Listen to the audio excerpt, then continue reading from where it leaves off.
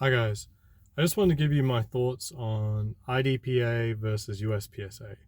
And this is coming on the tail end of some new rules that are coming into USPSA, announced basically yesterday, but they're flowing through effective immediately.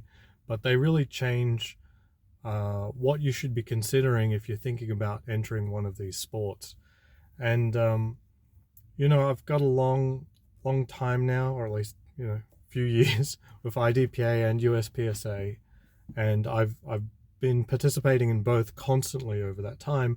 And a lot of people are getting into guns and competition shooting, and they're really not sure which one to get into, or one appeals to them more than the other. And I think the new rules, like just announced yesterday, are a real game changer. And I think they really put IDPA on a back foot.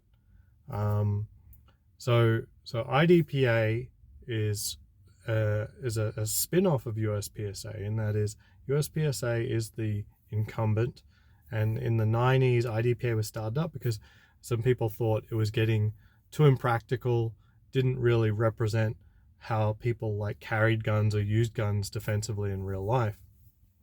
And um, so that's the idea behind it, of IDPA. There's more geared towards a defensive purpose, practical shooting sport, and maybe they might not. Some people don't want to see it as a sport, but it's a game. It's literally a game, and that's good. Competition is good.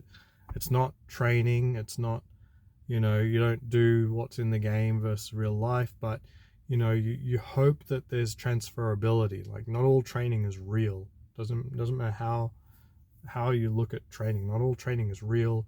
You got to pick up like the fundamentals and see what parts of it make sense.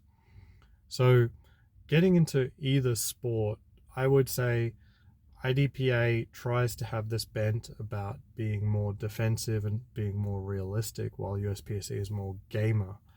And that's really just, comes down to the shooter and how you do it. I mean, certainly in IDPA, the equipment sort of stuff sort of seems more down to earth. Um, but the reality is you don't have to participate in USPSA with anything other than what you want to compete with, and that's where the rules come down to. So when I first got into guns and I wanted a defensive gun, the gun that I picked was like a P320 with an optic and light. Now, yeah, that's a little bit Gucci right at the time. Like a few years ago, that was still, sort of cutting edge for a stock gun to come out with an optic on it. But I could see where technology was getting. Yes, you need more training for carry optics. And at the time, IDPA didn't have a carry optics division. I was immediately into SPD. And because it was also a defensive gun, it also had a flashlight on it. Now, I didn't know anything about the rules of IDPA and what was legal. I just bought the gun that was, the best thing I could get to defend myself with, and my wife to defend herself with. And it was just highly illegal. Like, the carry optic wasn't on, and the flashlight wasn't on. And so, I had to buy other things I need to buy a different gun to be able to play properly, or always rely on a specialty division. So basically, the match director sort of like breaking the rules, making their own division.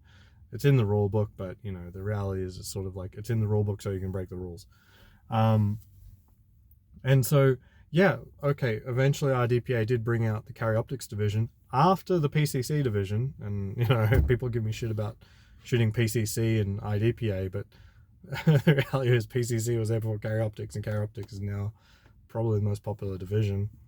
Um, and so yeah, it's been behind the times. So like what the normal person would buy for a gun was certainly not what IDPA was allowing, and what that gun had always been legal in USPSA Open. Now in USPSA Open, that's sort of like the high-speed race gun category, because literally anything goes, and that's where sort of like your more carry setups would have to go, because if you put a flashlight on it, that bumps you to either limited or open, and that's that. Um, but more importantly, like, what are you doing? Like, more important than just the gear and like the flashlights is a big one. So USPSA just announced that they're allowing flashlights on all divisions. So that's a huge one. And IDPA still won't allow you to carry a flashlight. Um, and so the biggest one is like, how do you actually carry your firearm? What does your carry firearm look like? Is it allowed? And how do you carry it? So in the case of myself and a lot of modern concealed carriers, it's appendix carry. I don't know. I don't feel comfortable with my 4 o'clock. I don't need to make this video into an appendix carry versus like 4 o'clock or whatever. But the reality is that there's a lot of people who appendix carry. I'd say more the newer concealed carriers are doing appendix carry. You can debate that all you want, but the reality is that is how people are carrying, and they're carrying guns with optics on them. So, okay, sure, IDPA did allow to carry optics vision, but they're also carrying them with a flashlight. Not everyone, but a lot. So, and that's a reasonable decision. I mean, Masad Ayub advocates for putting a flashlight on a gun. I know some other people don't do that. I'll have to admit I don't train with the light enough, so it may not actually be that useful. But that's me. The gun has a light on it, and the reality is someone bringing their carry gun to one of these events. What's the experience like? So if you haven't gotten a gun specifically for IDPA or USPSA and you've got your carry set up and you want to be more like I want to practice and compete with what I'd carry with, what's your experience going to one of these sports? An IDPA, one, you got to remove the flashlight, which probably means your holster doesn't work anymore. You know, in general, putting a flashlight on the end just means the engagement on that holster usually relies on the flashlight. So immediately you need a new holster. And because of that chopping and changing, you may actually want just a separate gun or a separate frame or something like that. So now you need a new holster. If you were planning on appendix carrying, like your actual carry option, then in IDPA you have to go home or do what everyone in IDPA does, and that is they have an outside the waistband holster at 3 o'clock. Now I've literally only seen one person in the years that I've been playing IDPA. I've only seen one person at I think 2 matches actually carry inside the waistband 4 o'clock. Everyone else is outside the waistband, and this is supposedly the more realistic sport, and everyone's got fishing vests. It's utterly ridiculous. So let's say you're appendix carry, flashlight, carry optics. So what do you have to do?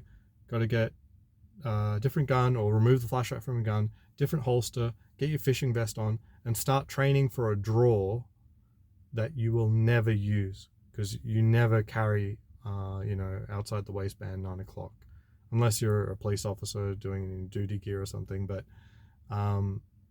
that's utterly ridiculous. That's one, it costs a lot of money for a new shooter to do that, to get a whole different rig.